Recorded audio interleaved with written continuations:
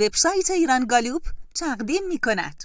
تحلیل نکات فنی تدریس بهترین دبیران فیزیک ایران.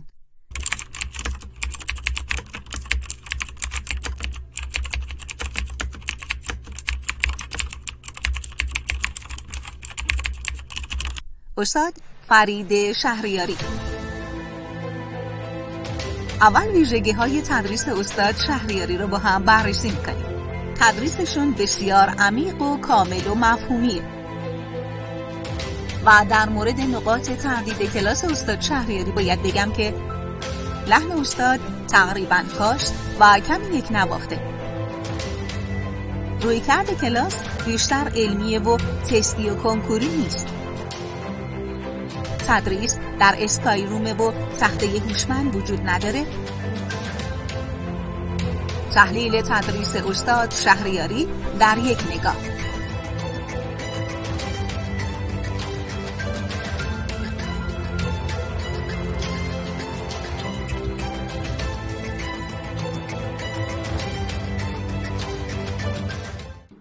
این مدار رو نگاه کنید، سوال 13.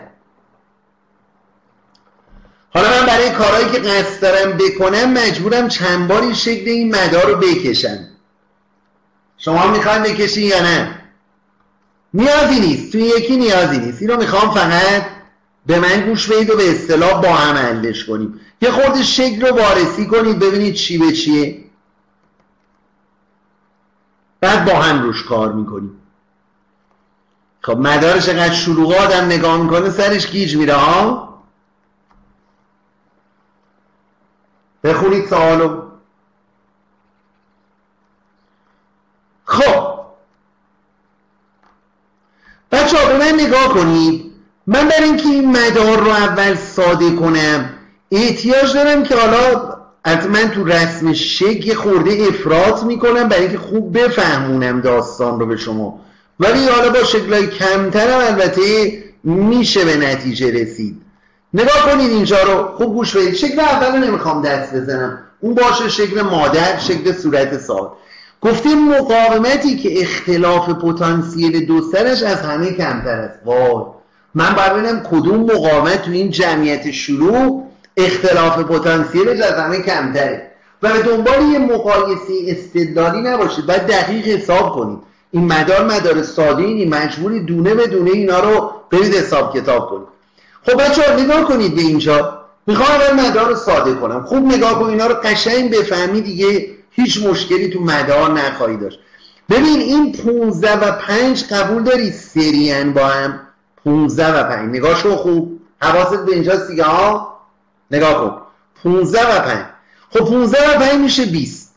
من یکی از اینا رو پاک کنم به جاش سین بذارم وقتی سریعن دستور کار اینی و به جای مقدار دیگری بنویسم 20. حالا این برم نگاه کن، این 10 و 8 هم با هم سریعن. نه میتونم این دوتارم در واقع این 10 و 8 رو که با هم سریعن یکیشو پاک کنم و به جای دیگری اینجا که سین بکشم اینجا هم بنویسم 18.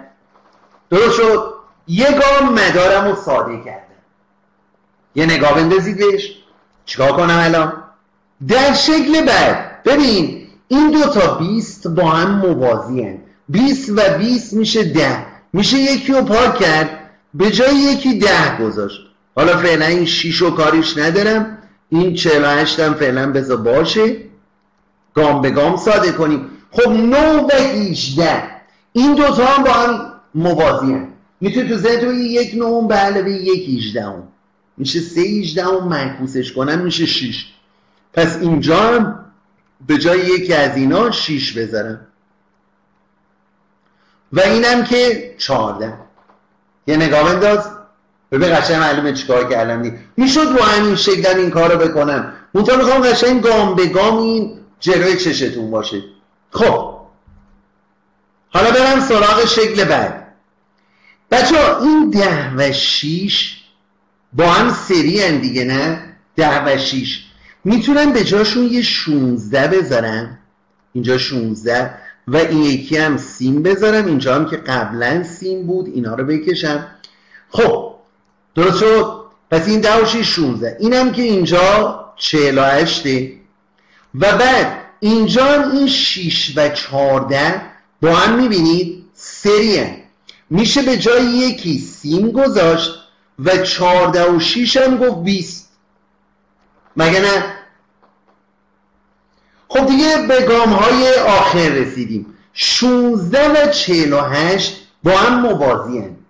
درسته؟ 16 و 48 با هم موازی هست. میشه ساده که میشه 12 و یه 12 داریم و خلاصه یه 20. حالا من اینجا به مقاومت معادل فعلا احتیاجی ندارم، اما برم سراغ جریانا. چیزی که برام مهمه فعلا جریانی. ببین از اجزا من شروع میکنم. مثلا جریان اینو اسمشو بذاریم آی، جهتشو دل بخواد چون مثبت منفیش معلوم نیست، حالا فکر کنیم بر مثبت این بر منفی، جریان از این آی. اون وقت 16 چند برابره 48؟ 16 بلند بگو، 16 چند برابره 48؟ میگی 1/4. ها؟ چی شد؟ 16 چند برابره 1/3. درسته؟ پس این جریانش میشه 3 آی، چون مقاومتش 1/3 اینه، جریانش میشه 3 برابری. خب آی با 3 آی با هم میریزن اینجا و این میشه 4 آی. این جریان میاد و از این میگذره. ببین تا اینجا جریان ها رو فهمیدی؟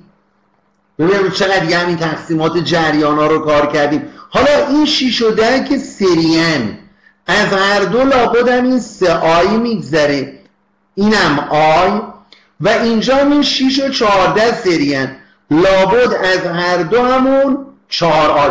ببین از شکل آخری ها رو دارم پله پله برمیگردم عقب و این شکل‌های ساده تر رو نگاه میکنم.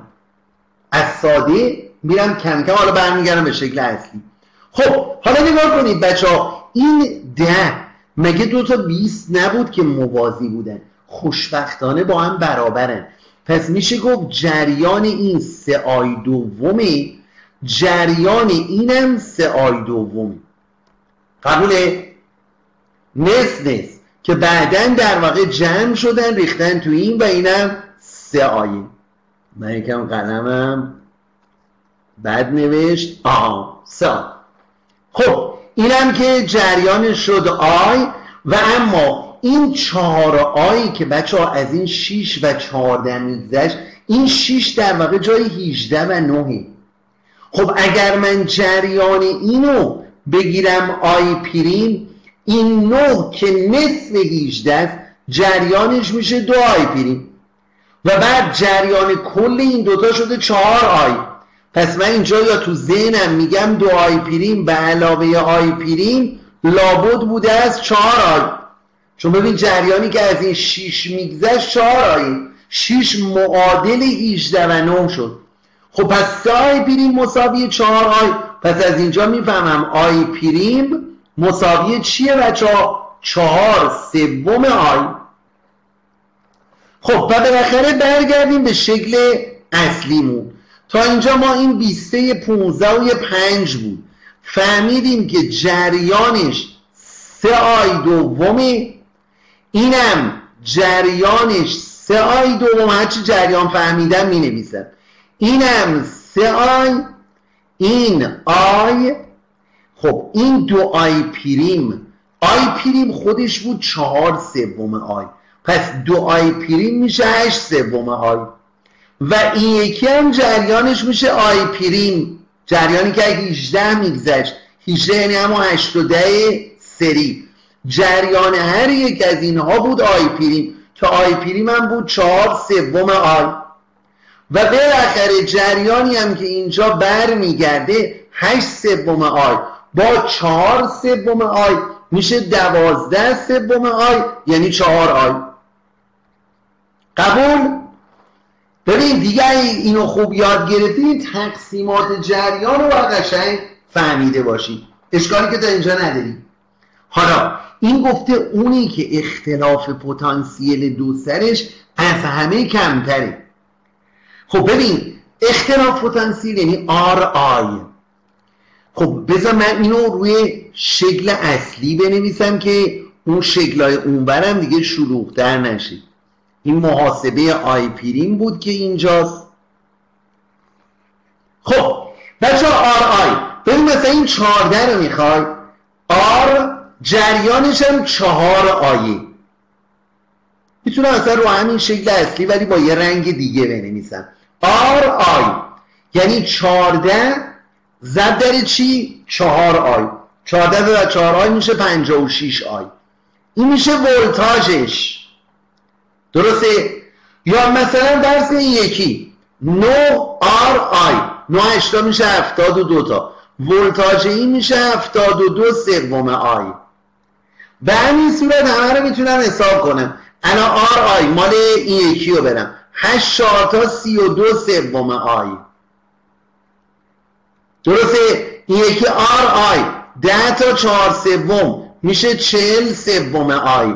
این قرمزا ولتاژه که دارم می نویسم. آر آی این میشه 48 آی.